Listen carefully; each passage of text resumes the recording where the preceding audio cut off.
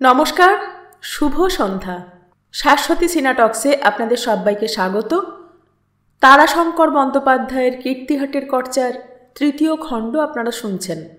শুরু করি। বীরেশ্বর রায় সন্ধেবেলা খোদ রত্নেশ্বরকে পাঠালেন গোপালকে বাঁচাতে। রনপা চেপে একজন পাইক কুতুবপুর কাছারি গেছে, দেওয়ান গিরীন্দ্র আচার্য তাকে পাঠিয়েছেন। খবরটা বীরেশ্বর রায়ের কানে চুপি চুপি তুলে দিয়ে গেল দেওয়ানের সহকারী সদর নায়েব বৈকুণ্ঠ চক্রবর্তী। বীরেশ্বর রায় তাকে বিদায় করে দিয়েই ছেলেকে ডেকে বলেছিলেন, তুমি নিজে যাও রত্নেশ্বর, না হলে তোমার মায়ের বাক্য রক্ষা হবে না। আচার্য যা ব্যবস্থা করেছেন তাতে কাল সকালেই তার দেবতার সামনে দেওয়া বাক্য ব্যর্থ হবে, অপরাধ হবে, মাথা হেঁট হবে। আর সঙ্গে সঙ্গে এই দেওয়ানের হাতে গিয়ে আমাদের বাঁধা পড়তে হবে। আমাদের কাছারিতে গোপালকে বেঁধে এনে রেখেছে। খুনের দায় আমাদের ঘাড়ে চাপিয়ে দিয়ে আমাদেরই দায়ে ফেলতে পারে। যে চাকর মনিবের হুকুমের বিপক্ষে যায় তাকে বিশ্বাস নেই। তুমি নিজে চলে যাও, গোপালকে বাঁচাতেই হবে। তারপর নিজের মনেই যেন বলে উঠেছিলেন, আমার জাত রক্ষা করো, মনিবের জাত যাক তাতে ক্ষতি নেই, চাকরের জাত বাঁচুক। জাত, চাকরের জাত। রত্নেশ্বর রায় ডায়েরিতে লিখেছেন, পিতৃদেবের মুখমণ্ডল রক্তবর্ণ ধারণ করিয়াছিল, প্রচণ্ড ক্রোধ তাহার হইয়াছে তাহা বুঝিতে পারিলাম এবং চিন্তান্বিত হইলাম। কারণ কবিরাজ ডাক্তার সকলেই তাকে ক্রোধ করিতে নিষেধ করিয়াছে। এমন ক্রোধ তাহার এই কয় মাসে আমি কখনো দেখি নাই। বাল্যকাল মনে পড়িতেছে, যখন তাহার সম্মুখে গেলেই তিনি ক্রুদ্ধ হইতেন, বলিতেন, লইয়া যা, উহাকে এখান হইতে লইয়া যা। আজিকার ক্রোধ অন্য রূপ, প্রাণপণে ক্রোধকে চাপিয়া আছেন। আমি তাহাকে বলিলাম, আপনি ক্রুদ্ধ হইবেন না, আমি অবিলম্বে প্রতিকারার্থ কুতুবপুর গমন করিব। কুতুবপুরের নায়েব যদি গোপালকে দেওয়ানের পত্র পেয়ে শেষ করেই থাকে, তবে তাকে সঙ্গে সঙ্গে বেঁধে পুলিশের হাতে, না, পুলিশের হাতে দেওয়া ঠিক হবে না, কারণ ভবিষ্যতে প্রজা শাসনের জন্য বেআইনি কিছু করতে হয়, তা করতে ভয় পাবে কর্মচারীরা। তুমি তাকে বেঁধে এখানে পাঠাবে, কাল সকালে তুমি ফিরে আসবে। আমার উৎকণ্ঠার সীমা রইল না। কুতুবপুরের নায়েব বিচক্ষণ লোক। দেওয়ান আচার্যের পত্র পড়ে তার খটকা লেগেছিল। সদর হইতে যে হুকুমই আসুক না কেন, তুমি এ কার্য অবশ্য অবশ্য করিবে। কথাটায় সে থমকে গিয়েছিল। সদর হইতে যে হুকুমই আসুক না কেন, তাহলে সদর থেকে অন্য রকম হুকুম আসবে বা আসছে? আচার্যের হুকুমই আগে পৌঁছেছিল। দেশি বাগদি পাইক রনপা চড়ে গেছে। রনপা তুমি নিশ্চয় বোঝো সুলতা, সেকালের রনপা ভালো ঘোড়ার সমান যেত, এমনকি পাকা রনপাদার হলে তার থেকেও জোরে যেতে পারত। তাছাড়া ঘোড়ার পথ সড়ক ধরে, আর রনপার পথ মাঠে মাঠে নাকের সোজা। রনপার একমাত্র বিপদ কাদায় জলে, কিন্তু মাসটা তখন চৈত্রের শেষ, সুতরাং কাদা জলের বাধা বিঘ্ন তখন পাবার কথা নয়। বীরেশ্বর রায়ের হুকুমবাহী সওয়ারও খুব দেরিতে পৌঁছায়নি, ঘণ্টাখানেকের মধ্যেই পৌঁছেছিল। হুকুমনামা পড়ে তিনি তখন ভাবছিলেন কি করবেন। তখন গোটা বীরপুরের লোক ভেঙে এসেছে কাছারিতে। একদিনে একটি ঘটনায় বীরপুর বিজয় সম্পূর্ণ। গোপাল সিং বাঁধা পড়ার সঙ্গে সঙ্গে তারা কুতুবপুরের কাছারিতে এসে হাজির হয়েছে। আনুগত্য জানাতেই এসেছে, এমনকি যে দুর্ধর্ষ লোক গোপালের ডান হাত বাঁ হাত বা হাতের আঙুল ছিল তারাও এসেছে। শুধু কীর্তিহাটের জমিদারের ভয়েই নয়, গোপালের এই নিষ্ঠুরতম কৃতকর্মের আঘাত কেউ সহ্য করতে পারেনি। এই ঘটনার পর বিমুখ হয়েছে সবাই। এরই মধ্যে রাত্রি 1 প্রহরের সময় রত্নেশ্বর রায় সদলে গিয়ে উপস্থিত হয়েছিলেন কাছারির সামনে। প্রথম কথা জিজ্ঞেস করেছিলেন রত্নেশ্বর রায়, গোপাল সিং কোথায়? নায়েব বুঝতে পেরেছিলেন প্রশ্নের অর্থ। সে বলেছিল, আজ্ঞে হুজুর, বেঁধে রেখে দিয়েছি, না হলে তো তাকে আটকানো যায় না, হয়তো দরজা ভেঙে আবার হাঙ্গামা করে। ঠিক করেছেন, কি বলছে সে? কিছু না, মরার মতো পড়ে আছে, বোবা হয়ে গিয়েছে। প্রথম কিছুক্ষণ চেঁচামেচি করেছিল, কিন্তু তারপর চুপ হয়ে গিয়েছে। ওর বাড়ির লোকেরা, তারা আসেনি? কে আসবে? বড় ছেলে মরেছে, বড় স্ত্রী এখনো পড়ে আছে, এমন করে গলা টিপে ধরেছিল যে এখনো জল খেতে পারছে না। ছোট বউ আছে, তার বয়স অল্প, সে কাছারিতে আসেনি। বড় ছেলের 2 ছেলে, তাদের উঠতি বয়স, তারা বলে পেলে ওর জান নেবে। কে আসবে? চলুন, আমি তার সঙ্গে দেখা করব। আর একখানা গরুর গাড়ি ঠিক করুন এক্ষুনি। আমি রাত্রেই ফিরব, গোপালকে নিয়ে যাব কীর্তিহাটে। কোথায় গোপাল? গোপাল কাছারি বাড়ির কয়েদ ঘরে হাতে পায়ে বাঁধা অবস্থায় পড়েছিল। ঘরখানার তালাবন্ধ দরজায় 2জন সমর্থ শক্ত জোয়ান মোতায়েন ছিল। রত্নেশ্বর ঘরের দরজায় আসতেই তারা ভূমিষ্ঠ হয়ে প্রণাম করলে। তালা খুলে রত্নেশ্বর ঘরে ঢুকতে ঢুকতেই তাকে ডেকেছিলেন, গোপাল সিং। নায়েব বলেছিলেন, গোপাল সিং, ছোট হুজুর নিজে এসেছেন। গোপাল। বিশালকায় গোপাল সিং হাতে পায়ে বাঁধা অবস্থায় মাটির উপর পড়েছিল। ধুলো মাখা সর্বাঙ্গ, পরনের কাপড়, গায়ের আংরাখা এখানে ওখানে ছেঁড়া, মাথায় বাবড়ি চুল, গালপাট্টা গোঁপ ধুলোয় জট বেঁধে গেছে, অসাড় নিষ্পন্দ। মুখখানা আলোর দিকে ঘোরালে গোপাল সিং। রত্নেশ্বর রায় দেখলেন গোপালের মুখ আঘাতের চিহ্নে ক্ষত বিক্ষত। কপালে কয়েকটা ক্ষতচিহ্নের উপর কালো রঙের কিছু জমাট বেঁধে আছে। বুঝলেন গোপাল নিষ্ঠুর নির্যাতনে নির্যাতিত হয়েছে। তিনি এগিয়ে গেলেন। সুরেশ্বর বলতে বলতে থেমে গেল। সুলতা তার মুখের দিকে তাকালে, দেখলে সুরেশ্বরের চোখ চকচক করছে। কোনো একটা উত্তেজনায় সে যেন উত্তেজিত হয়ে উঠেছে। সুরেশ্বর তার দিক থেকে মুখ সরিয়ে নিয়ে একটু বেঁকে মাটির দিকে চেয়ে রইল কিছুক্ষণ, যেন কিছু ভাবছে। হঠাৎ একটা গভীর দীর্ঘ নিঃশ্বাস ফেলে সুরেশ্বর মুখ ফিরিয়ে বললে, মাপ করো সুলতা, গোপাল সিংয়ের কথা বলছিলাম, হঠাৎ করে মনে পড়ে গেল 1937 সালের সেই দিনের কথা। বিমলেশ্বর রায়কে কোমরে দড়ি বেঁধে পুলিশ গ্রাম ঘুরিয়ে নিয়ে বেড়ালো। তারা দেখালে ইংরেজের রাজসাক্ষীর উপর জুলুম করার ফল দেখো, এ যারা করবে তাদের দশাও এই হবে। কিন্তু তার সঙ্গে শিবুর বাবা গোপালের পৌত্র হরি সিং দফাদার যে কুৎসিত আস্ফালন করে বেড়ালে, সেই কথাটা মনে পড়ে গেল। সে রায়বাড়ির ঊর্ধ্বতন প্রত্যেক জনকে গাল দিয়ে বেরিয়েছিল পুলিশ দলের সঙ্গে সঙ্গে। কথাগুলো বলছিল সে বিমলেশ্বরকে, ডাকো তোমার বাবা শিবেশ্বর রায়কে ডাকো। তার বাবা সেই সবচেয়ে বড়া বদমাস, সেই তোমাদের বাঘে গরুতে এক ঘাটে জল খাওয়ানো সেই রায়বাহাদুর রায়বাবুকে ডাকো, তার বাবাকে ডাকো, রাখুক তোমাকে আজ। আহ, আজ আমার বুকটা ঠান্ডা হলো। হ্যাঁ, আগুন মেয়ে জল পড়ল। আমার দাদু গোপাল সিংকে হাতে পায়ে বেঁধে কুতুবপুর কাছারির কয়েদখানায় ধুলো আর গড্ডার উপর ফেলে রেখেছিল। জমিদার হাতে মাথা কাটে। যাও, আজ তুমি যাও, রায় বাহাদুরের বাহাদুর পোতা বেটার বেটা, তুমি যাও, হাজত ঘরে হাত পা বাঁধা হয়ে পড়ে থাকো গোপাল সিংয়ের মতন। হা হা করে হেসে বলেছিল, আজ শোধ হইল। হ্যাঁ, কলজে ঠান্ডা হইল। হা হা বাবা, এখন কি হয়েছে? তোমাদের ঘর পড়বে, ইট খসবে, নিলাম হবে। আমি কিনবো? হ্যাঁ, আমি কিনবো।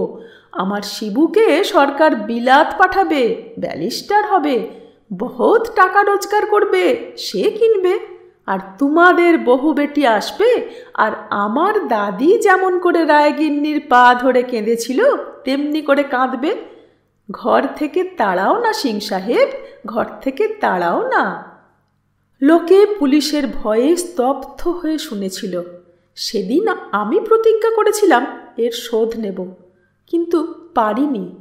কথাটা মনে হলে আজও শরীরে জ্বালা ধরে আমার। চুপ করলে সুরেশ্বর। কিছুক্ষণ পর বললে, থাক, জবানবন্দিতে এসব কথার ঠাঁই নেই। গোপাল সিংয়ের ওই অবস্থা দেখে কিন্তু তরুণ রত্নেশ্বর রায় বিচলিত হয়েছিলেন। তার ডায়েরিতে তিনি লিখেছেন, প্রচণ্ড ঝঞ্ঝাবাত্যায় উৎপাটিত বটবৃক্ষের মতো ধূলি ধূসর হইয়া পড়িয়াছিল। নায়েবের কথা শ্রবণ করিয়া সে সেই বন্ধন অবস্থার মধ্যেই মুখ ফিরাইয়া বিস্ফারিত দৃষ্টিতে আমার দিকে নিরীক্ষণ করিয়া রহিল। রত্নেশ্বর বলেছিলেন, গোপাল সিং? হেসে গোপাল বলেছিল, আমাকে বেঁধে পুড়াইয়ে মারবেন না কালী মায়ের ঠাঁই কাটবেন?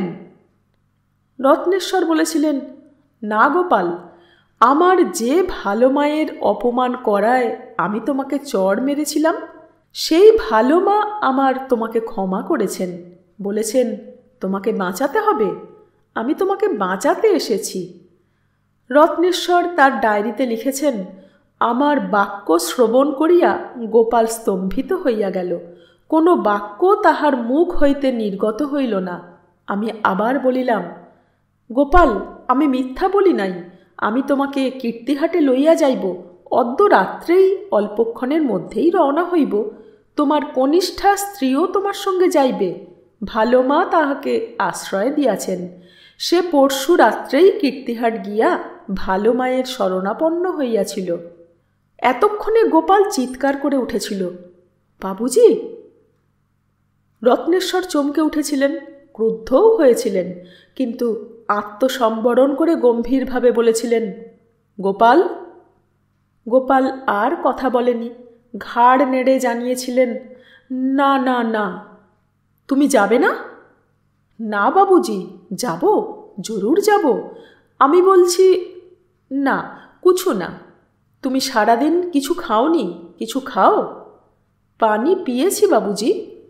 পানিতে তেষ্টা যায়, খিদে যায় না গোপাল, কিছু খাও। কিছু খাবো? বহুত খাইয়েছি ছোটা হুজুর, বহুত খাইয়েছি। জোয়ান বেটার মাথা ভেঙে কাঁচা কাঁচা রক্ত খাইয়েছি। একটু চুপ করেছিলেন রত্নেশ্বর রায়, তারপর বলেছিলেন, যা হয়ে গেছে তার উপায় নেই গোপাল সিং, তবু বাঁচতে হলে খেতে হয়। খাও কিছু। আমি তোমার ছোট স্ত্রীকে খবর পাঠাচ্ছি, সে আসবে, সেই তোমাকে খাওয়াবে। গোপাল সিংয়ের কনিষ্ঠা পত্নী খবর পেয়ে এসে গোপালকে সত্যিই খাইয়েছিল। গোপাল কি খেয়েছিল জানো সুলতা? সেরখানেক দুধ। কিন্তু তার আগে সে রত্নেশ্বর রায়ের কাছে হুকুম নিয়েছিল এক ছিলম গাঁজা খাওয়ার। বলেছিল, নেশা না করলে মুখে কিছু রুচবে না ছোটা হুজুর। মদ খাবো না, মদ খেলে খুন চাপে। গাঁজা গাঁজা পিবার হুকুম না দিলে খেতে পারবো না। কীর্তিহাটে পৌঁছে গ্রামে ঢুকবার আগে গোপাল সিং একবার চঞ্চল হয়েছিল। হঠাৎ চিৎকার করে উঠেছিল, না না না, ছোটা রায় হুজুর!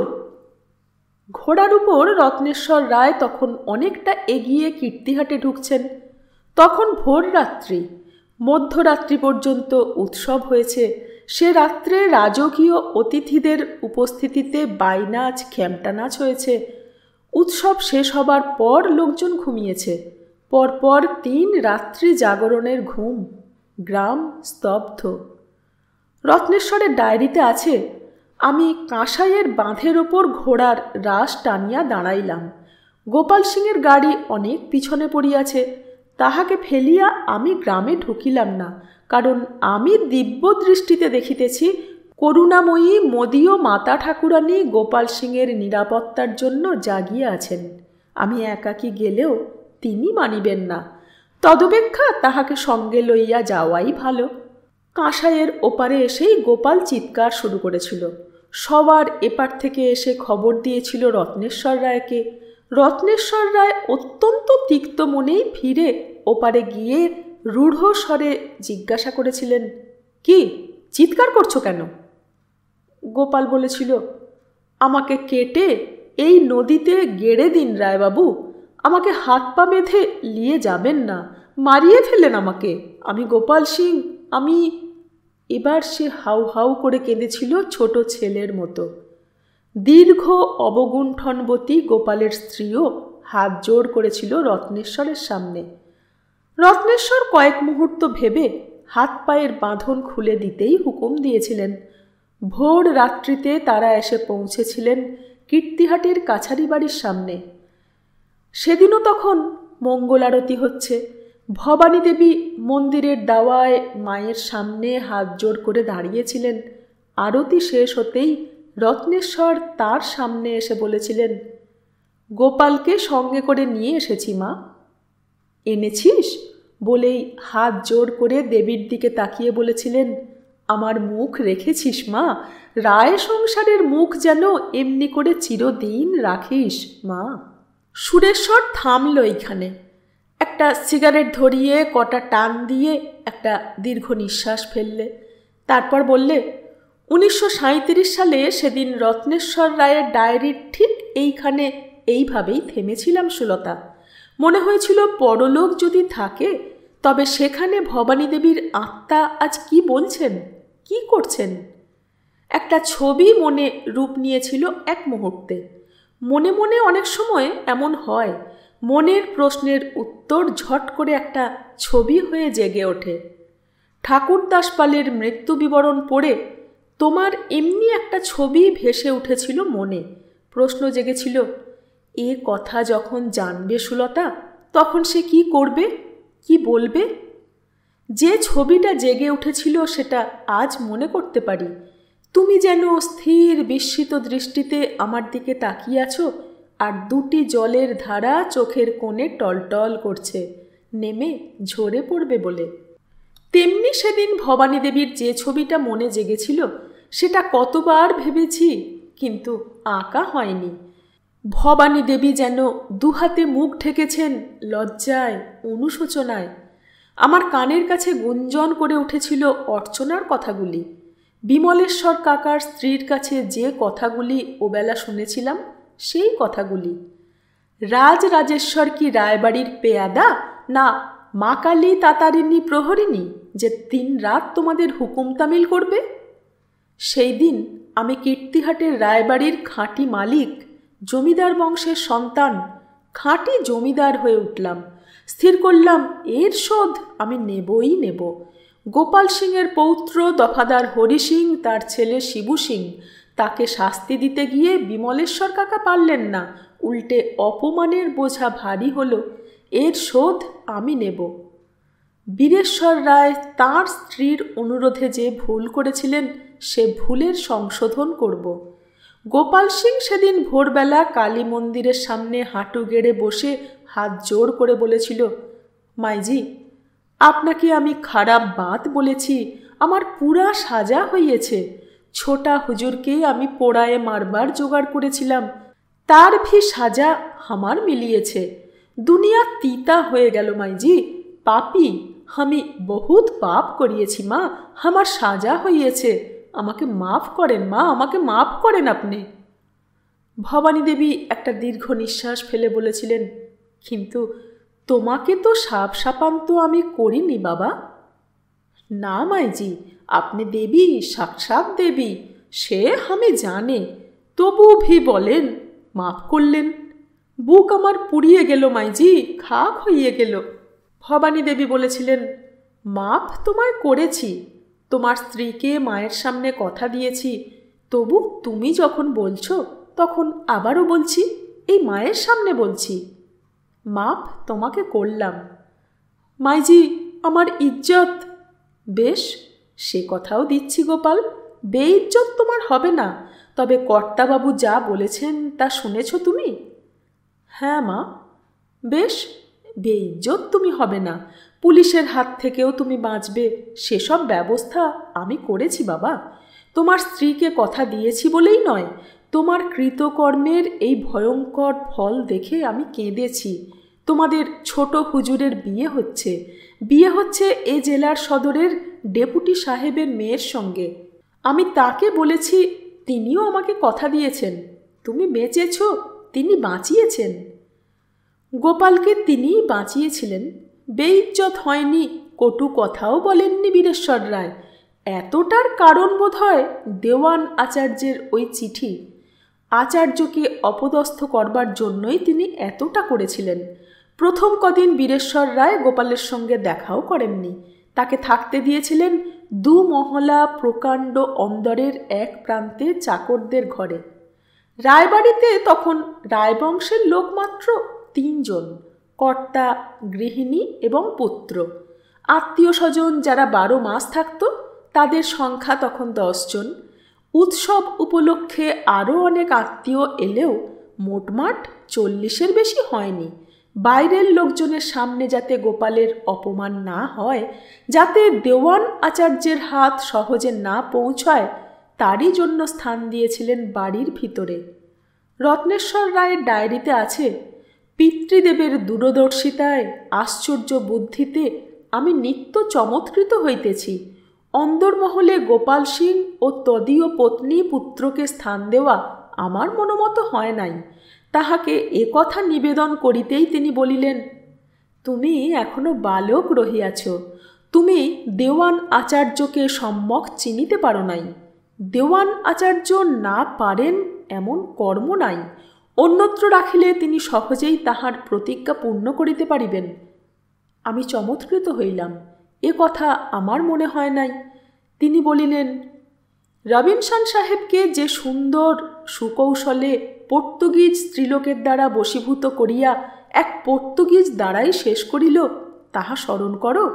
এখানে আর কোনো ব্যক্তির সহিত বিবাদ করাইয়া 10-20 জন লোক দ্বারা তেমন কিছু করিলে কি করিবে? রাজ কর্মচারীরা বিদায় নিয়েছিলেন পরের দিন। সদর এসডিও রত্নেশ্বর রায়ের ভাবী শ্বশুর আরও একদিন ছিলেন। বিবাহ পাকাপাকি স্থির হয়ে গেলে তিনি গেলেন। রাধারমণ বাবুর সামনেই গোপালকে ডেকে তিনি তাকে বলেছিলেন, রায়বাড়ির গিন্নিমা তোমাকে ক্ষমা করেছেন, তোমার সেসব অপরাধের কথা আমি তুলব না। তোমার নিজের শাস্তি তুমি নিজে নিয়েছ, কিংবা ভগবান দিয়েছেন, তার উপর আমার হাত নেই। এখন শোনো যা বলছি। কথা তোমার স্ত্রীকে বলেছি, সে রাজি হয়েই মেনে নিয়েছে। বীরপুরে তোমার জোত জমায় বেশিরভাগ জবরদখল, সে সমস্ত তোমাকে ইস্তফা দিতে হবে। যা তোমার নিজস্ব তা পাবে তোমার বড় ছেলের ছেলেরা আর তোমার বড় স্ত্রী। বীরপুরে তুমি বাস করতে পারবে না, তোমাকে বাস করতে হবে নতুন হাটে, কীর্তিহাটের পাশেই নতুন গ্রাম পত্তন করেছি সেখানে তোমাকে 10 বিঘে জমি, একটা বাড়ি, একটা খিড়কির ডোবা, এই তোমাকে দেব পাইকান বন্দোবস্ত করে। রায়বাড়ির কাছারিতে তোমাকে রোজ সকালে আসতে হবে, সেলাম দিয়ে যাবে। দূরে চোখের বাইরে তোমাকে যেতে দিতে পারবো না। রায়বাড়ির ক্রিয়াকর্মে এ বাড়িতে আসবে, মোতায়েন থাকবে। রাজি আছো? গোপাল চুপ করেই থেকেছিল, সঙ্গে সঙ্গে জবাব দিতে পারেনি। রাধারমণ বাবু বলেছিলেন, নিচে আমার দারোগা হাজির আছে, রাজি থাকিস তো বল, না থাকলে দারোগা নিজের কাজ করবে। গোপাল রাধারমণ বাবুর দিকে তাকিয়েছিল। সে তাকে চিনত না, তার কপালে ভ্রুকুটি জেগেছিল। বীরেশ্বর বাবু বলেছিলেন, উনি মেদিনীপুরের এসডিও। গোপাল এবার মাথা হেঁট করে বলেছিল, জান যখন ভিখ মেঙেছি হুজুর, তখন বিলকুল মেনে নিয়েছি। একটু চুপ করে থেকে আবার বলেছিল, হ্যাঁ, আপনি আমাকে বাঁচাইলেন, বীরপুর ঠুকবার মুখ আমার নাই, আর আপনার তাবেদারি ছাড়া দুসরা কোনো কাম সেও ভি আমি পারবে না, বিলকুল মেনে নিলাম। বীরেশ্বর রায় বলেছিলেন, হ্যাঁ, আমার তাবেদারি ছাড়া তুমি কোথাও গিয়ে বাঁচবে না দেওয়ানজির হাত থেকে। বলেই তিনি থেমে গিয়েছিলেন। চাকরদের ডেকে বলেছিলেন, দেখ, ছোট নায়েব কাগজপত্র নিয়ে ওপাশে বসে আছে, ডাক তাকে। নায়েব এলে বলেছিলেন, কাগজপত্রে টিপছাপ নিয়ে নিন। সুরেশ্বর বললে, সুলতা, গোপাল সিংকে রক্ষা করতে গিয়ে হারাতে হলো দেওয়ান গিরীন্দ্র আচার্যকে। আচার্য দেওয়ান পরের দিনই এসে বলেছিলেন, আমার বয়স হলো বাবা, এদিকে তোমাদের সংসারেও আর ঝঞ্ঝাট ঝামেলা নাই। ছোট বাবু ভায়া এরই মধ্যে বেশ বুঝে নিয়েছেন, তীক্ষ্ণ বুদ্ধি। এবার আমি ছুটি চাচ্ছিলাম। বীরেশ্বর রায় বলেছিলেন, রত্নেশ্বরের বিয়ে বৈশাখে, এই সময় কি আপনার যাওয়া চলে?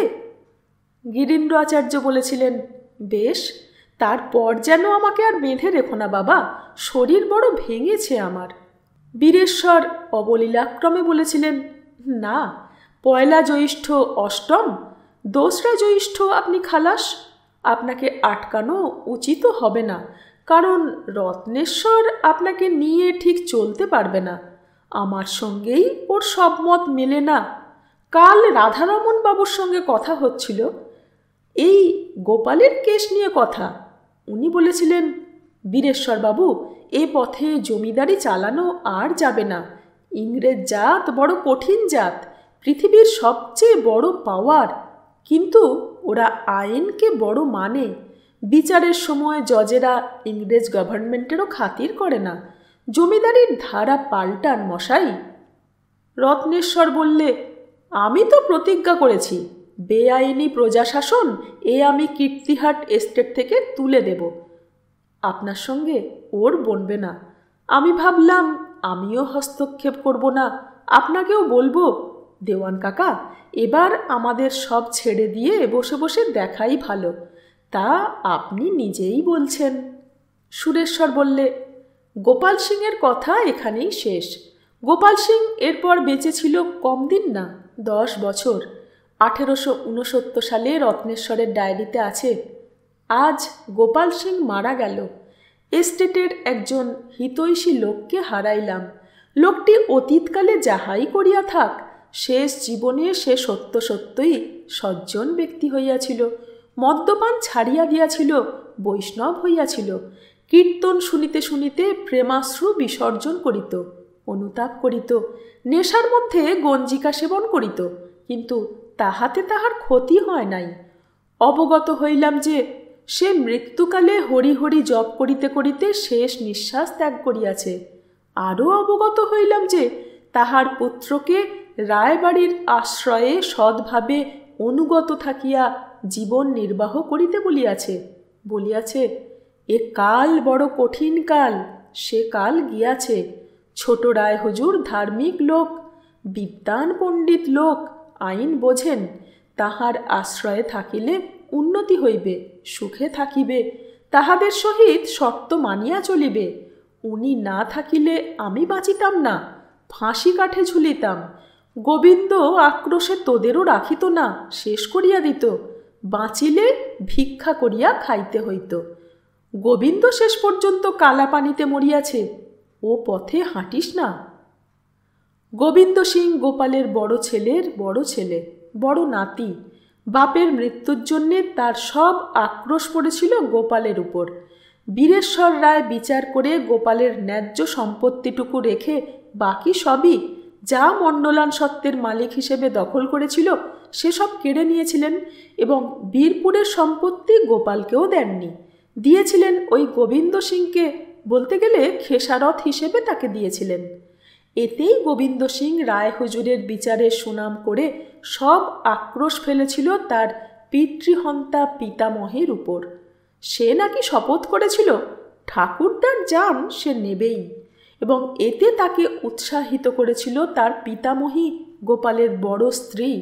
আরও একজন এতে তাকে ইন্ধন জুগিয়েছিল। সে লোকটি হচ্ছে রায়বাড়ির পুরনো দেওয়ান গিরীন্দ্র আচার্য। গিরীন্দ্র আচার্যকে দেওয়ান পদ থেকে সরিয়ে দিয়েছিলেন বীরেশ্বর রায়, ওই 2রা জ্যৈষ্ঠই সরিয়েছিলেন, কিন্তু তাকে নিজের মুঠি থেকে ছাড়েননি। রায়বাড়িতে দীর্ঘ 30 বৎসর দেওয়ানিকালের হিসেব নিকেশ দাবি করে দায়ী করেছিলেন 20,000 টাকার জন্য। টাকাটার হিসেব মেলেনি। শেষে তার কাছে 10,000 টাকার হ্যান্ড নোট লিখিয়ে নিয়ে বলেছিলেন, এটা আমি লিখিয়ে নিলাম, কিন্তু আমি আদায় কখনো করব না। আপনি এস্টেটের অনেক খবর জানেন, আপনার কাছে তার সবুতও আছে। এটা আমি তার জন্য হাতে রাখলাম। আর আপনার চিঠি আছে, সেটাও দেখিয়ে রাখি। সেটা আপনি সেদিন কুতুবপুরের নায়েবকে লিখেছিলেন। সদর হইতে যে হুকুমই যাওক না কেন, যে কোনো অজুহাতে গোপালকে শেষ করিয়া দিবে, আমার জাতি রক্ষা করিবে। গিরীন্দ্র আচার্য হেসেছিলেন, বলেছিলেন, ও আমি জানি, বাবুজি ভাই চিঠিখানা গোড়াতেই নায়েবের হাত থেকে নিয়েছেন, সে খবর আমি জানি। বেশ, তাই হলো। আরও বলেছিলেন, দেখো বাবা, নকরি গোলামি লোকে করে পেটের জন্যে, তবে পেটের জন্যে কখনো মুনিবের ক্ষতি করিনি। মুনিব মেরে খেলে আজ কীর্তিহাটের অন্তত অর্ধেকটাই পেটে পড়তে পারতাম, তা আমি করিনি। তোমাদের কি আয় ছিল, কি আয় হয়েছে তা তুমি জানো, সে আমিই করেছি। পাপ পুণ্য বাছিনি, তার অনেক নজির আছে, পাবে সেরেস্তা খুললে। 30 বছরে 30টা জান খতম করিয়েছি, হয়তো বেশিই হবে। যারা বিরোধিতা করেছে তাদেরই হয় হাতে নয় ভাতে মেরে রাজ্য নিষ্কণ্টক করে দিয়েছি। বীরপুর নিষ্কণ্টক করতে চেয়েছিলাম তোমাদেরই জন্য। ভুল হয়েছিল, মা কালীর সামনে বলেছিলাম, গোপালকে খতম না করি তো আমি বামুন থেকে খারিজ। তবে ভেবো না, তোমাদের দৌলতে অনেক করেছি আমি তোমাদের অনিষ্ট করব না। এই উপবিদ ছুঁয়ে ইষ্ট দেবতার নামে হলফ নিয়ে বলছি। বীরেশ্বর রায় বলেছিলেন, এই হ্যান্ডনোট আমি আপনার বৌমা সতী বউয়ের কাছে রেখে দিচ্ছি, তাহলে হবে তো? বাস বাস বাস, এ আর কথা কি আছে? আর একটা কথা বলি। বলো। একখানি মহল আপনাকে পত্তনি বা দরপত্তনি প্রণামী দিতে চাই, আর আপনি শেষ জীবনটা মেদিনীপুরের ল দপ্তরের ভার নিয়ে বসুন। দেওয়ানিতে যা পেতেন তাই পাবেন, অপরের কাজকর্মও করতে পারবেন। আপনার প্রতিজ্ঞার আর একটা বাকি আছে, শ্যামনগর এখনও রায় এস্টেটে আসেনি। হেসে আচার্য বলেছিলেন, সে এই আষাঢ় বা আশ্বিন কিস্তিতেই হয়ে যাবে বাবা, ভেবো না। তাছাড়া দে সরকাররা মহাল রাখতে পৌষ মাসে একটা হ্যান্ডনোট কেটেছে, চৈত্র মাসে একটা হ্যান্ডনোট কেটেছে হুগলির মহাজনের কাছে। সে হ্যান্ডনোট দুখানা আমি চোটা দিয়ে কিনবার কথাবার্তা পাকা করেছি। ওরা দুখানা হ্যান্ডনোটে 8,000 নিয়েছে, সুদ মাসিক শতকরা 1 টাকা। আমি বলেছি সুদ সমেত 8,000 আর ধরার 2,000 দিয়ে হ্যান্ডনোট আমি কিনব। তারা রাজি। কিনেই আষাঢ়ের আগে নালিশ ঠুকে দিলে আর সামলাতে পারবে না, টাকাও পাবে না, শ্যামনগর ঘরে ঢুকে যাবে। আমাকে খালাসি দাও, আমার আর খুব ইচ্ছে নেই। বীরেশ্বর বলেছিলেন, তা হয় না দেওয়ান কাকা, কারণ আমাকে অবসর নিতেই হবে। রত্নেশ্বরকে ভার দিয়েছি, তাকেই সব ছেড়ে দিতে চাই। ওর সঙ্গে আপনারই মতে শুধু বনবে না নয়, হয়তো আমার সঙ্গেও বনবে না। আমি হস্তক্ষেপ করতে গেলে ও অসন্তুষ্ট হবে। আমি কলকাতায়, না হয় সতীবউ বলেছে কাশি চলে যাব। ওর মাথার উপর লোক চাই। ওর শ্বশুর অবশ্য এসডিও, সরকারের ঘরে মুরব্বির জোর ভালোই হয়েছে, কিন্তু কি জানেন, বিষয় বুদ্ধি এদের নাই। এরা শুধু সরকার চেনেন, খেতাব চেনেন, কিন্তু সম্পত্তি বাড়ানো, সম্পত্তি রক্ষা কি করে করতে হয় তা জানেন না। রত্নেশ্বর এরই মধ্যে বলছে, নতুন কাল, সব ব্যবস্থা ঢেলে সাজাতে হবে। সুলতা তখনও গোপাল সিংয়ের সেই 2 হাতে সাপ ধরা ছবিখানা দেখছিল। ছবিখানা তার আশ্চর্য ভালো লেগেছে। সুলতা দেখতে দেখতে বললে, দাঁড়াও সুরেশ্বর, গোপাল সিংয়ের ছবিখানা একটু দেখি। আশ্চর্য বোল্ডনেস রয়েছে ছবিখানার মধ্যে। সুরেশ্বর বললে, ও ছবিখানা শুধু গোপাল সিংয়ের ছবি নয় সুলতা, ওখানকার গোপাল বাংলার সেকালের দুর্ধর্ষ প্রাণশক্তির প্রতীক। সে শক্তি স্বার্থপর, ব্যক্তিকেন্দ্রিক, কিন্তু ওরই চাপে সাধারণ মানুষগুলো চাপ বেঁধে, জমাট বেঁধে একটা শক্তি ছিল, তারা গোপালকে বেঁধে পঙ্গু করে দিচ্ছে। সুলতা সপ্রশংস দৃষ্টিতে ছবিখানার দিকে তাকিয়ে রইল। হ্যাঁ, সেটুকু চমৎকার ফুটেছে। সুরেশ্বর বললে, 1793 সাল থেকে 1858 সাল পর্যন্ত গন্তিতে 65 বৎসর কাল সুলতা। পার্মানেন্ট সেটেলমেন্ট থেকে 1859 সালের নতুন ভূমিসত্ত্ব সংস্কার আইন, এর মধ্যে জমিদারদের আশ্রয় দিয়ে এই দুর্ধর্ষ প্রাণ শক্তিকে ইংরেজ শেষ করলে। তারপর হলো নতুন আইন।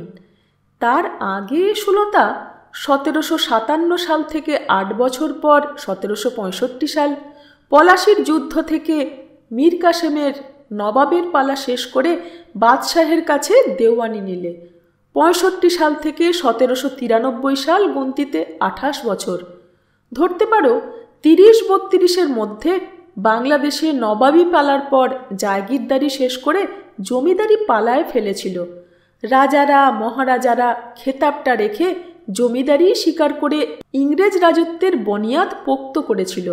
একদিকে করেছিল কোম্পানি সরকারের ফিনান্স ডিপার্টমেন্টকে শক্ত, অন্যদিকে এদেশের দুর্ধর্ষ মানুষ যারা বর্গির হাঙ্গামা পুইয়ে বেঁচেছে, গিরিয়া পলাশি তারপর কাটোয়া গিরিয়া উধুয়ানালার বিপর্যয় মাথায় করে বেঁচেছে, বিশু ডাকাতের মতো ডাকাত যারা নীলকুঠি লুট করে নীল বাঁদরের অত্যাচার নিবারণ করতে চেয়েছে, যারা কুটিল মহাজনদের মেরেছে, যারা জমিদারদের সঙ্গে লড়েছে, তাদের শক্তি এমনিভাবে নাগপাশে বেঁধে জব্দ করতে বসল নতুন আইন।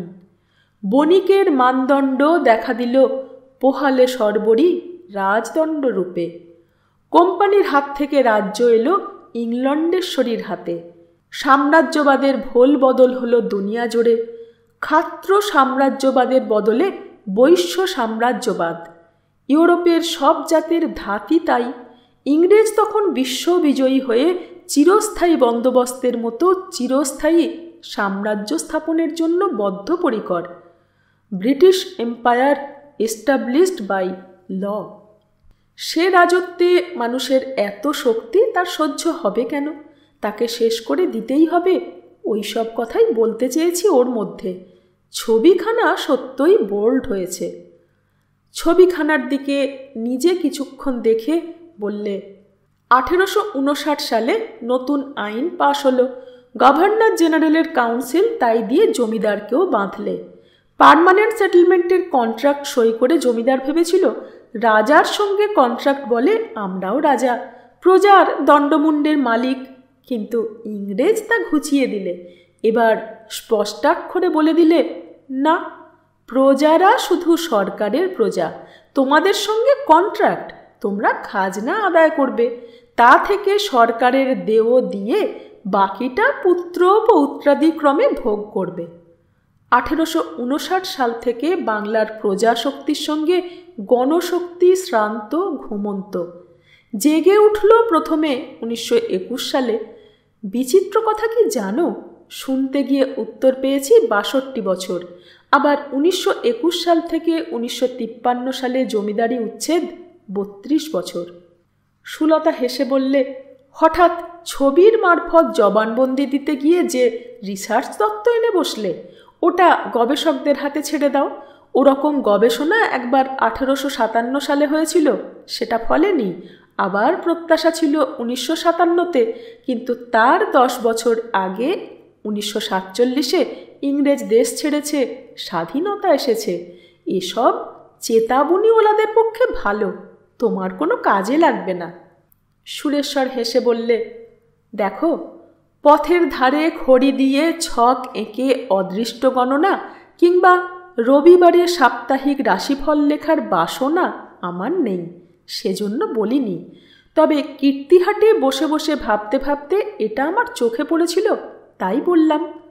এখন ফিরে যাচ্ছি 1859 সালে। গোপাল সিং এবং গোপাল সিংয়ের দৃষ্টান্তে মিউটিনির পর ইংরেজের শক্তির আতঙ্কে অন্য গোপালেরা দুরন্ত গোপাল থেকে সুবোধ গোপাল হয়ে গেল। শুধু প্রজারাই নয়, 1859 সালের আইনে যে হাতে মিউটিনি দমন করেছিল ইংরেজ, নিঃশেষিত শক্তি প্রজার মাথায় সেই হাতে অভয় মুদ্রা ফুটিয়ে সেই হাতেরই তর্জনী উল্টে জমিদারকে শাসন করলে। জমিদারেরা পাল্টাতে বাধ্য হলো। তাদের কাছে ইংরেজ শুধু মিউটিনি দমনকারী শক্তিই নয়, ইংরেজ তার আগেই ক্রিমিয়ান ওয়ার জিতেছে। এদেশের লোকে মধ্যে মধ্যে কল্পনা করত খাইবার পাস হয়ে রুশ পল্টন আসছে। কখনো কখনো ইন্ডিয়ান ওশানে রুশ রণতরীর গুজব উঠত। এ সব কিছুর স্বপ্নকে তাসের ঘরের মতো সে ভেঙে দিয়েছে।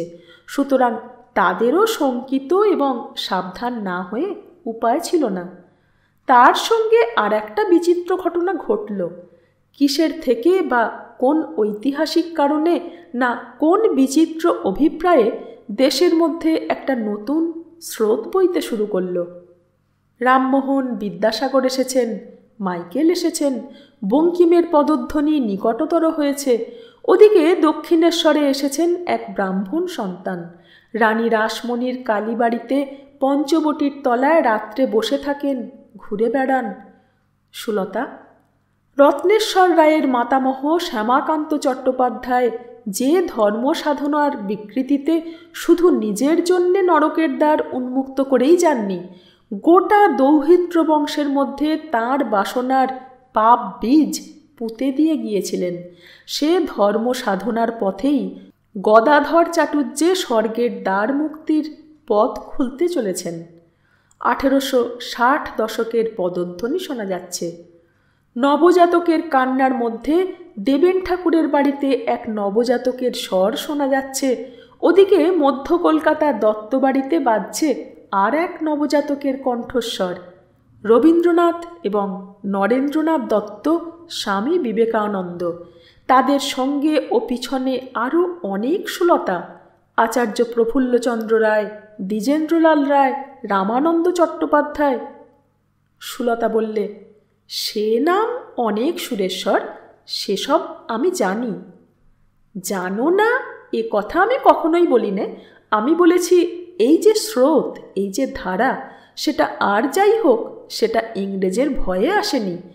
তবে যদি বলো ইংরেজ শাসন সেকালে দুষ্ট ছেলে শাসন করা কটন স্কুল, সেই স্কুলে পড়ে শাসনের ভয়ে দেশে ভালো স্রোত এসেছিল, তবে তাই না হয় হলো। কিন্তু সেটা সেকালের উচ্চবিত্ত এবং উচ্চ বর্ণের মধ্যে এসেছিল। সেটা রত্নেশ্বর রায়ের মধ্য দিয়ে রায়বংশের তিনি আনতে চেয়েছিলেন। শুধু কীর্তিহাটের রায়বংশেই নয়, অনেক জমিদার বংশেই এসেছিল। তাই বীরেশ্বর রায় যে দেওয়ান আচার্যকে বলেছিলেন, রত্নেশ্বর বলছে সেরেস্তাকে সে ঢেলে সাজাবে, পুরনো আমল আর চলবে না, সেটা তিনি মিথ্যে বলে আচার্যকে সরাতে চাননি। সে সত্যকে তিনি রত্নেশ্বরের সঙ্গে অল্প কথাবার্তা বলেই বুঝেছিলেন। সেটা রত্নেশ্বর রায় করেছিলেন, অন্তত করতে চেষ্টা করেছিলেন। মোটামুটি পেরেছিলেন, এ কথাও আমি বলবো।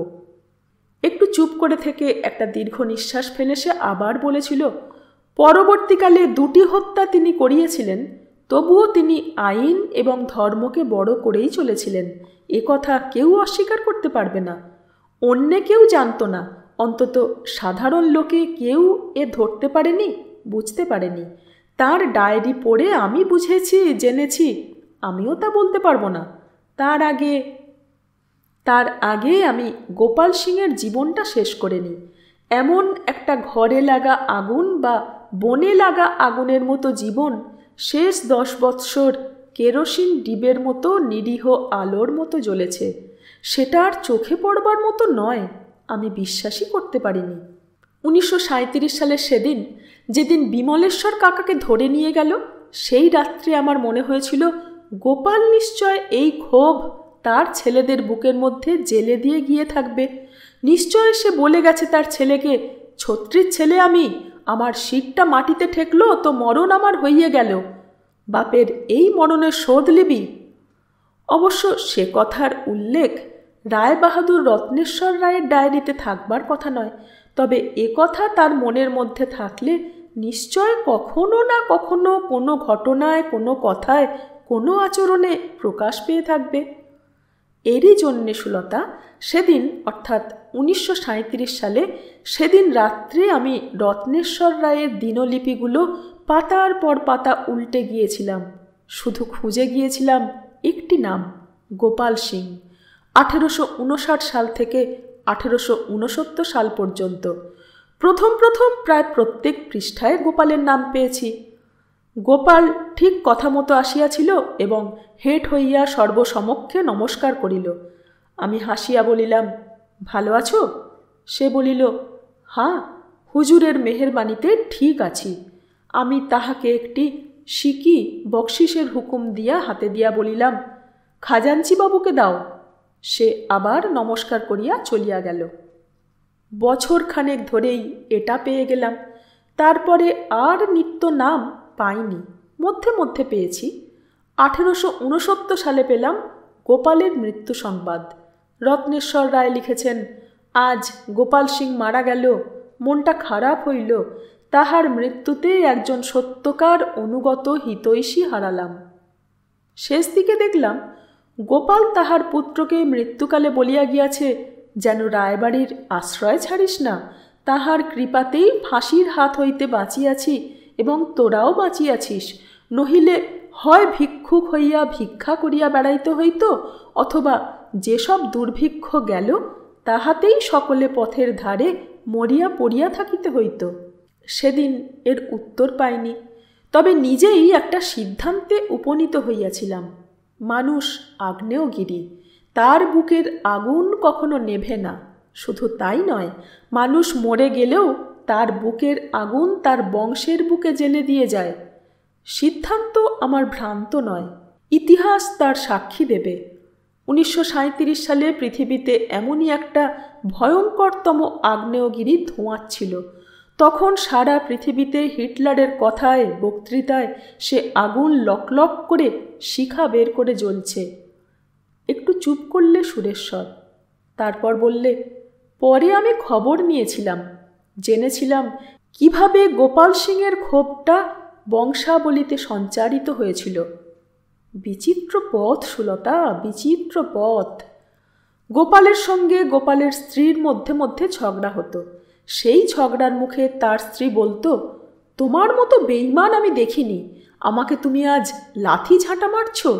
বেঈমান তুমি পাশর গিয়েছ সেদিন যে আমি ছত্রীর মেয়ে রায়গিন্নির পা ধরে ভিক মাগোয়ার মতো ভিক মেঙে তোমার জানটা বাঁচিয়েছিলাম। গোপাল খেপে গিয়ে মাথা চাপড়ে বলতো, বেঈমান হামি না, বেঈমান তু পাস গেলে কি তুর লেগে আমি গোপাল সিং এ মুলুকের শের আজ আমি শিয়ার হয়ে বেঁচে আছি। তুর আর তুর বেটা বেটির পেট ভরাবার জন্যে রায় কাছারিতে সেলাম দিয়ে 4 আনা 8 আনা পয়সা নিয়ে আসি। আজ রায়বাড়ির চাকরান, জমি চষি, চাকর বনে গেলাম স্রেফ তুর আর তুর বাচ্চাদের লেগে। এরপর সে সবিস্তারে কখনো কখনো বলতো তার দুর্দশার কথা, লাঞ্ছনার কথা। কথাটা ছেলের বুকে প্রবেশ করেছিল এইভাবে। ছেলের থেকে তার ছেলের বুকে হরি সিং দফাদার, হরি সিংয়ের ছেলে শিবু সিং। তুমি শুনেছ সুলতা, শিবু সিংয়ের কাছে দফাদার হরি সিং ছোড়া আর প্যাম্পলেট দেখে তাকে যে মুহূর্তে অতুলেশ্বরের সঙ্গে সংশ্লিষ্ট জেনেছিল, সেই মুহূর্তে তার বুকের পুরনো কথা নতুন হয়ে জেগে উঠেছিল, আগুন লেগেছিল। সারা রাত হরি সিং শিবুকে গোপাল সিংয়ের অপমানের কথা শুনিয়ে শুনিয়ে উত্তপ্ত করে তুলে তাকে থানায় নিয়ে গিয়ে দারোগার হাতে দিয়েছিল, এবং শিবু সেই আগুনের দহনে গলে হয়েছিল অ্যাপ্রুভার। গোপাল সিংয়ের কাহিনী শেষ 1869 সালে, কিন্তু তার শিকড় থেকে গিয়েছিল। 1869 সাল থেকে 1937 সালে তা থেকে আবার গাছ বের হলো, এবং ওখানেও শেষ হয়নি। তারপরও তার জের আছে, জের চলছে। বিচিত্রতরভাবে পরে আর একটা এমনি মরা গাছের শিকড় থেকে গজানো গাছের সঙ্গে জড়িয়ে জট পাকিয়ে গিয়েছিল, এবং শেষ পর্যন্ত আমাকেই জড়িয়ে ধরেছিল পাকে পাকে। 1937 সালে সেদিন রাত্রে আমি ঘুমোতে পারিনি। সেই দিনই করেছিলাম এই ছবিতে জবানবন্দির পত্তন। 1937 সালের 24শে জানুয়ারি, তারিখটা আমার মনে রয়েছে সুলতা। রায়বাড়ির জবানবন্দি কীর্তিহাটের কর্চা আমি আরম্ভ করেছিলাম। সুরেশ্বর বললে, তার আগেই আমি ঠাকুরদাস পালের অপঘাত মৃত্যুর কথা জেনেছি, তোমার সঙ্গে সম্পর্কের সকল প্রত্যাশায় ছেদ টেনে দিয়েছি, কিন্তু কীর্তিহাটের রায়বংশের হিসেব নিকেশের বোঝা বয়ে সারা জীবন বেড়াবো এ সংকল্প আমার ছিল না। ভেবেছিলাম সেটেলমেন্টের হাঙ্গামাটা মিটিয়ে দিয়ে কোনো রকমে এখান থেকে বেরিয়ে পালাবো। চিরদিন আমার বদনাম আছে, আমি একজন উদ্ভট খেয়ালি মানুষ। অনেক টাকা আছে আমার, সুতরাং আমি কালো ঘোড়া, ব্ল্যাক হর্স, অবশ্যম্ভাবী রূপে শয়তান হবে আমার সবার, এবং আমি তার চালনায় আমার খুঁড়ে অনেক কিছু, অনেক কোমল বক্ষ ক্ষত বিক্ষত করে দিয়ে একদা এক অন্ধকার গর্তে পা ভেঙে পড়ে সকল দৌড়ের অবসান করব। রায়বাড়ির যে কলঙ্ক ঢাকতে রত্নেশ্বর রায় ঠাকুরদাস পালকে নিশ্চিহ্ন করেছিলেন সুকৌশলে, তা জানায় আমার পক্ষে কালো ঘোড়া হওয়ার বাধা ছিল না। কিন্তু হঠাৎ কোথা থেকে অতুলেশ্বর আর অর্চনা রায়বাড়ির একটা বিচিত্র বিস্ময়কর রূপ প্রকাশিত করে দিয়ে বিপদ বাঁধালে। শিবু সিং তারই মধ্যে এসে গোপাল সিংয়ের ঘটনার জের টেনে সামনে দাঁড়িয়ে আমাকে কেমন করে দিলে। মনে হলো কি জানো, মনে হলো রায়বংশের কর্মফলের মধ্যে একটা আশ্চর্য দ্বন্দ্ব বেঁধেছে। মন্দ কর্মের ফল ভালো কাজের পথ রোধ করে দাঁড়াচ্ছে, গিলে ফেলতে চাচ্ছে সকল পুণ্যকে। পুণ্য বলো, ন্যায় বলো, করতে হলে অন্যায়ের দেনা শোধ করে তবে করতে হবে। একটু ভুল হলো। তার আগে, মানে শিবু সিংকে নিয়ে বিমলেশ্বর কাকা যে নতুন দৃশ্যের পটোত্তোলন করলেন, 24শে জানুয়ারি কদিন আগে থেকেই ছবি আঁকার কল্পনা আমার হয়েছিল। মনে আছে আমি বলেছি কুইনিকে নিয়ে হাঙ্গামা বাঁধিয়েছিল সেই ফিরিঙ্গি হ্যারিসের দাবি কুইনির ওপর, গোয়ান বুড়ি হিলডা তাকে তার হাতে দেবে না। মীমাংসা করতে গিয়েছিলাম ছবি আঁকা ফেলে। ছবি আঁকবো বলে ইজেলের উপর ক্যানভাস বসিয়ে সবে তুলি ধরেছি, ঠিক সেই সময় সে পিছু ডাকার মতো ডাকলে। বললে, আমি মীমাংসা করে দেবার ভার নিয়েছি, কথা দিয়েছি, আশা করি আমার মতো একজন লর্ড বংশের ছেলে সে কথা কখনোই খেলাপ করবেন না। বিরক্ত হয়ে তখনই তুলি ফেলে উঠে গিয়েছিলাম। লোকজন কাউকে সঙ্গে না নিয়েই গিয়েছিলাম গোয়ানপাড়া। সেখানে গিয়ে ঝগড়ার মধ্যে রায়বংশের নাম উঠল এবং অন্যের কাছে ধরা পড়ুক আর নাই পড়ুক, আমার কাছে ধরা পড়ল আসল সত্য। সে সত্য ইঙ্গিতে আভাসে বলছে যে কুইনির উপর দাবি হিলডাই করুক আর হ্যারিসই করুক, কুইনির দায় রায়বংশের। আমার পিতামহ দেবেশ্বর রায় তার জন্য দায়ী। আমি মাথা হেঁট করে চলে এসেছিলাম।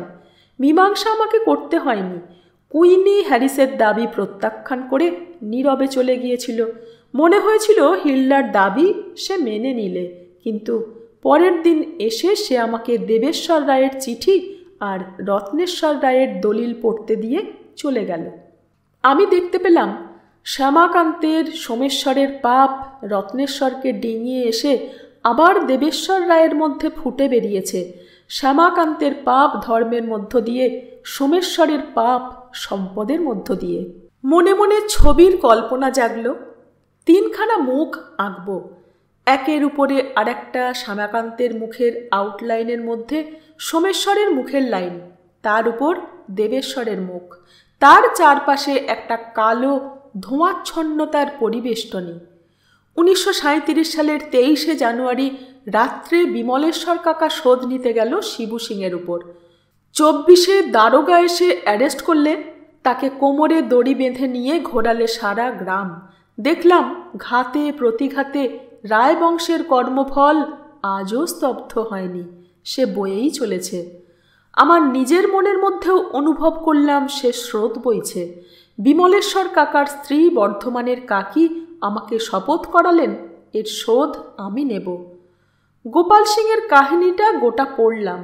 রায়বংশের দায় অপরাধ পেলাম না তা নয়, পেলাম, কিন্তু তার সঙ্গে পেলাম রায়বংশের ক্ষমাগুণেরও পরিচয়। এরপর 6 মাস ধরে রায়বংশের ইতিহাস তন্ন তন্ন করে রায়বংশের জবানবন্দি এবং কীর্তিহাটের কর্চা আঁকলাম ছবিতে। তার মধ্যে শুধু মানুষের অপরাধটাই পেলাম না, আরও কিছু পেলাম। ইতিহাস আমাকে বুঝিয়ে দিলে একটা কালের গৌরব আর একটা কালের অগৌরব, এক কালের ন্যায় অন্য কালের অন্যায়। আমি তাকে এড়াতে চেষ্টা করেছি, কিন্তু পারিনি। আমি জানি একালে জন্মে তার দৃষ্টিভঙ্গি, তার নির্দেশ অস্বীকার করব কি করে। ঠিক সেই কারণেই সুলতা, গোপাল সিংয়ের এই সাপধরা ছবিখানা প্রতীকধর্মী হয়ে উঠেছে আপনা আপনি। ওটাতে গোপালের জীবন যেমন আছে, তেমনি আছে বাংলাদেশের একটা কালের ইঙ্গিত। প্রজাশক্তি বাঁধা পড়ল নাগ পাশে। কাল বদল হচ্ছে, সেটা স্পষ্ট হয়েছে দেখো পরের ছবিতে। সেখানে প্রজার সঙ্গে জমিদার পাল্টাচ্ছে। সুলতা বললে, ওটা তো রত্নেশ্বর রায়ের টোপর পড়া ছবি, পাশে কোণে মুকুট পরা কোণে, তারপর ওটা আবার কার বিয়ে? সুরেশ্বর বললে, ওটা তোমার পূর্বপুরুষ ঠাকুরদাস পালের বিবাহ। বীরেশ্বর রায় এবং ভবানী দেবী দুজনের বিবাহ একসঙ্গে দিয়েছিলেন, বীরপুরের ভগবান মণ্ডলের শ্যালকের মেয়ের সঙ্গে। কীর্তিহাটের যে রংলাল মণ্ডল অতুলের ডাকা কংগ্রেসের সভায় সভাপতিত্ব করেছিলেন, যার ছেলে উকিল হয়েছে, কোণে তার পিসিমা। শ্যামনগর পুড়ে যাওয়ার সময় তার স্ত্রী পুত্র সব গিয়েছিল, রত্নেশ্বরকে সেই বাঁচিয়েছিল। সে কথা ভোলেননি বীরেশ্বর রায় এবং ভবানী দেবী, রত্নেশ্বরও তাই চেয়েছিলেন। সুলতা কিছুক্ষণ ছবিখানার দিকে নির্নিমেষ দৃষ্টিতে তাকিয়ে দেখলে, তারপর পরের ছবিখানার দিকে তাকিয়ে বললে, এখানা? এ তো রত্নেশ্বর রায়, সর্বালঙ্কার ভূষিতা স্বর্ণলতা। ওটা নয়, ওর পরের খানা, যেখানায় দেখো রত্নেশ্বর রায় কীর্তিহাটের কাছারিতে বসেছেন। কিন্তু এখানায় রত্নেশ্বর রায় আর স্বর্ণলতা দেবী, তার সঙ্গে আরেকটি মেয়ে, ওই অঞ্জনা। অঞ্জনা? এই অঞ্জনা? হ্যাঁ, এই অঞ্জনা। অঞ্জনার ছবি এর আগে তো এঁকেছ? হ্যাঁ, এঁকেছি, কিন্তু তার কোনোটাতেই অঞ্জনার মুখ স্পষ্ট নয়। প্রথম আছে ভিড়ের মধ্যে পুরবাসিনীদের সঙ্গে মিশে, তারপর যেটাতেই আছে অঞ্জনা হয় পিছন ফিরে আছে, নয় মুখের অতি অল্প অংশই আছে। সুলতা এক দৃষ্টে ছবিখানার দিকে তাকিয়ে রইল। সুরেশ্বর বললে, কি দেখছো বলো তো? কিন্তু মনে হচ্ছে এই ছাঁচের মুখ যেন দেখেছি, আরও আছে। বলছো অঞ্জনার মুখ কোথাও পুরো দেখাওনি, কিন্তু তবু মনে হচ্ছে কার সঙ্গে মিল আছে। কার ঠিক মনে পড়ছে না। সুরেশ্বর সিগারেটের ধোঁয়া ছেড়ে বললে, তার আর আশ্চর্য কি সুলতা? মানুষ শিল্পীর হাতে আর ক রকমের ছবি আসবে বলো? বড়জোর 2, 3, 4। পোর্ট্রেট যারা আঁকে তারা আসল মানুষ দেখে কিংবা ফটোগ্রাফ দেখে আঁকে। আমাকে তো বেশিরভাগ ক্ষেত্রে কল্পনা সম্বল করতে হয়েছে। রায়বংশের রায়দের অয়েল পেন্টিং ছিল, ফটোগ্রাফ যখন থেকে হয়েছে ফটোগ্রাফও পেয়েছি। বাকিদের তো সবই কল্পনায় এঁকেছি। মানুষের কথা ছেড়ে দাও, বিধাতা পুরুষ যে বিধাতা পুরুষ, তিনি যখন সৃষ্টি করেন একটা বংশের মানুষগুলোকে প্রায় একরকমই করে থাকেন। মধ্যে মধ্যে অন্য বংশের মেয়ে এসে তাদের বংশের ছাপ মিশিয়ে একটু আধটু পাল্টে দেন মাত্র। সুলতা ছবিটা তখনও দেখছিল। সে বললে, কিন্তু ছবিটাতে তুমি একটা ঘটনার কথা বলেছ, সেটা কি? ঠিক তো রত্নেশ্বরের বিবাহিত জীবনের মধুচন্দ্রিমা নয়? না, তা নয়। ছবিটাতে দেখো, নতুন বউ স্বর্ণলতা দেবী ইংরেজি বই হাতে বসে রয়েছেন। এসটিও রাধারমণবাবু ইংরেজি নবিশ, তিনি মেয়েকে ইংরেজি পড়িয়েছেন। রায়বাড়ির যে অন্দর রাজকুমারী বৌরানী কাত্যায়নী দেবী পত্তন করে গিয়েছিলেন, সেই অন্দরের হাল বদলাচ্ছে স্বর্ণলতা দেবী থেকে। বীরেশ্বর রায়ের গৃহিণী সতী বউ। ভবানী দেবী মিশনারি স্কুলের মাস্টার মহেশ্বরবাবুর পালিতা কন্যা। তিনিও লেখাপড়া জানতেন, শুধু বাংলাই নয়, কিছু ইংরেজিও শিখিয়েছিলেন, কিন্তু তা তার ওপর প্রভাব ফেলতে পারেনি।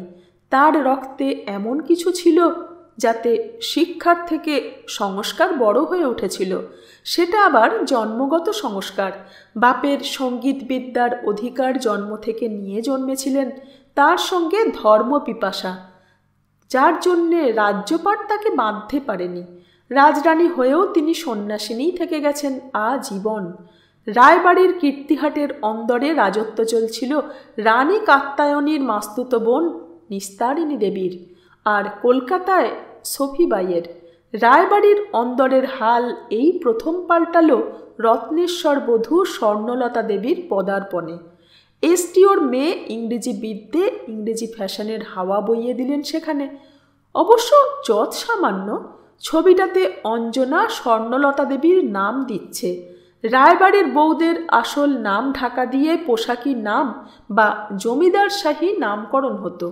জাহাঙ্গীর বাদশার হারেমে ঢুকে মেহেরুন্নিসা হয়েছিলেন নূরজাহান বেগম। শাহজাহান বাদশাকে বিয়ে করে নূরজাহানের ভাইজি আরজুমন্দ বানু হয়েছিলেন মমতাজ মহল। সেকালের জমিদার রাজাদের বাড়িতেও এই রেওয়াজ ছিল। ভবানী দেবীর দেওয়া রত্ন বউ নামটা কিছুদিনের মধ্যেই পাল্টে হয়ে গিয়েছিল বিদ্যাবতী বউ। রায়বাড়ির অন্দরের জ্ঞাতি পোষ্য মেয়েরা ঠাট্টা করে নামটা দিয়েছিল, নিজেদের মধ্যে বলাবলি করত। স্বর্ণলতা দেবী চটে ছিলেন। অঞ্জনা মেয়েটির কথা বলেছি সুলতা, তার একটা ছন্দ ছিল নদীর মতো, সেটা যেমন সহজ তেমনি সুরেলা। সে এই বিদ্যাবতী নামটা পাল্টে দিয়ে নাম দিয়েছিল সরস্বতী বউ। সতী বউয়ের বেটার বউ সরস্বতী বউ। সুলতা বললে, এসবগুলি কিন্তু চমৎকার ফুটেছে।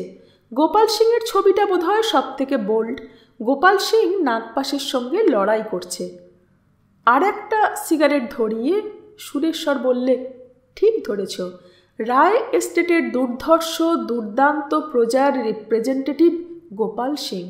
ওর সঙ্গেই দুর্ধর্ষ দুর্দান্ত প্রজাকে জবরদস্তি জঙ্গি শাসন শেষ হয়েছিল রায় এস্টেটে।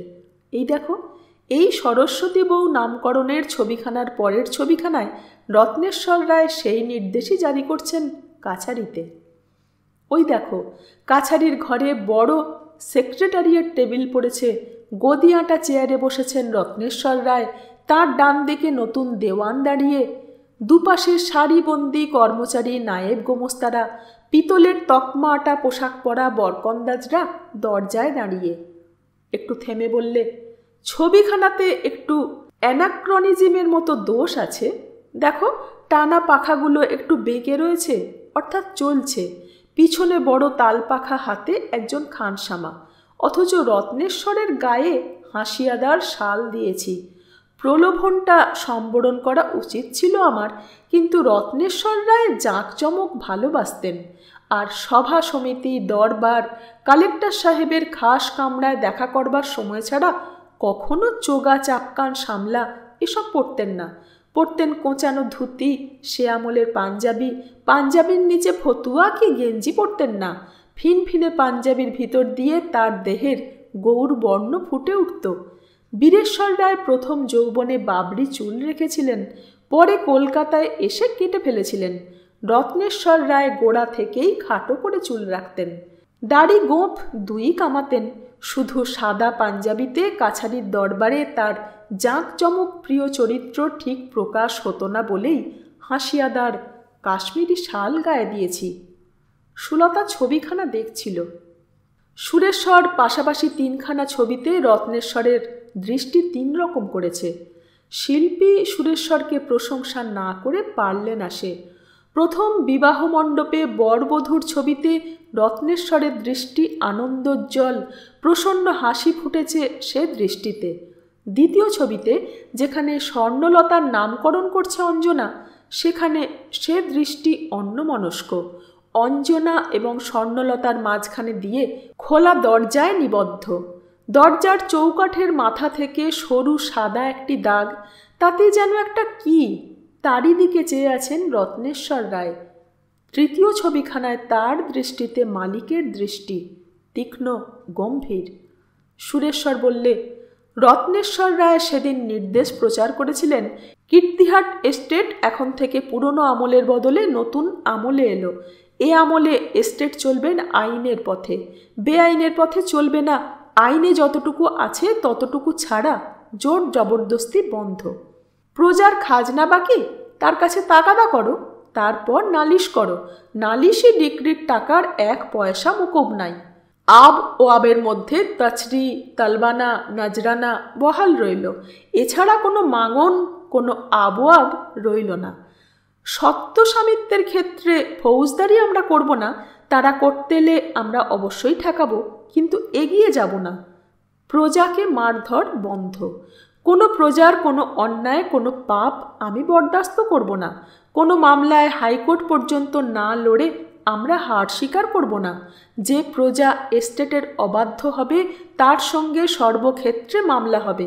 সে খাজনা দিতে এলে নেবে না, তার পথ খোলা, সে আদালতে দাখিল করুক। আমরা আপোষে নেব না, প্রয়োজন হলে প্রতি কিস্তিতে নালিশ হবে, সে 4 আনা দাবি হলেও নালিশ হবে। সেসব ক্ষেত্রে সরকারি ঘাস পতিতে সে গরু চড়াতে পারবে না, বন্ধ করবে না পথ আর বন্ধ করবে না ঘাট। তাছাড়া জমিদারের ঘাস যা কিছু তার একগাছি ঘাস সে পাবে না। রায় এস্টেটের গোমস্তা, নায়েব, বরকন্দাজ, পাইক প্রত্যেকের বেতন বৃদ্ধি হলো। তারা প্রজার কাছ থেকে বেআইনি কিছু আদায় করতে পারবেন না। আরও একটা নির্দেশ ছিল, রায় এস্টেটের জমিদারির মধ্যে যেসব দেবস্থলের মালিক জমিদার, যেখানে দেবস্থলের খরচ জমিদারের দেওয়া দেবোত্তরের থেকে চলে, সেখানে পুরোহিত পূজক অনাচারী হলে তা বরদাস্ত করা হবে না। এছাড়াও অনাচারী তান্ত্রিক, সাধু সন্ন্যাসীর আশ্রম, বাউল বৈষ্ণবদের আখড়া এসবও তুলে দেওয়া হবে। তিনি বরদাস্ত করবেন না। সব শেষে তিনি বলেছিলেন, তোমরা কেউ মনে করো না যে এটা আমার উদ্ভট খেয়াল কিংবা খুব একটা সাধু সন্ন্যাসীগিরি করছি আমি। এটা হলো এই আমলের পথ। আগেকার আমল চলে গিয়েছে, এ আমল নতুন। আগের আমল ছিল কোম্পানির আমল, তারা ব্যবসা করতে এসেছিল, তারা লাভ করতে এসেছিল, লাভ হলেই সন্তুষ্ট থাকতো। খাজনার টাকা আদায় তুমি যে করে হয় করো, আমি দেখব না, তুমি আদায় করে আমাকে দাও, ব্যাস। তাদের টাকা জুগিয়ে তুমি যা করো করো, দেখব না। এখন ইংল্যান্ডেশ্বরী কুইন ভিক্টোরিয়া আমাদের কুইন, মহারানীর রাজত্ব, তার চোখে সব প্রজা সমান। জমিদার প্রজা, বড় লোক, গরিব লোক সবাই প্রজা, সবাই সমান। তার জন্য আইন করেছেন, নতুন আইন হচ্ছে, হবে। সেই আইন মেনে চলতে সকলে বাধ্য। আগে ঘুষ চলতো, এখনও হয়তো চলছে, কিন্তু তা বেশি দিন বোধহয় চলবে না। ইংরেজদের বিচারের মতো সূক্ষ্ম বিচার এদেশে ছিল না। এমন সূক্ষ্ম বিচার হয় না, কাজীর বিচার নয়, এ বিচার অতি সূক্ষ্ম বিচার। প্রজার উপর অন্যায় হলে জমিদার তো জমিদার, প্রজা আদালতে গিয়ে গভর্নমেন্টের নামে নালিশ করতে পারে। তারপর নতুন লেখাপড়া এনেছে ইংরেজ, লোকের চোখ খুলছে। ইংরেজ এদেশে একরকম ঈশ্বর প্রেরিত মস্ত বড় জাত।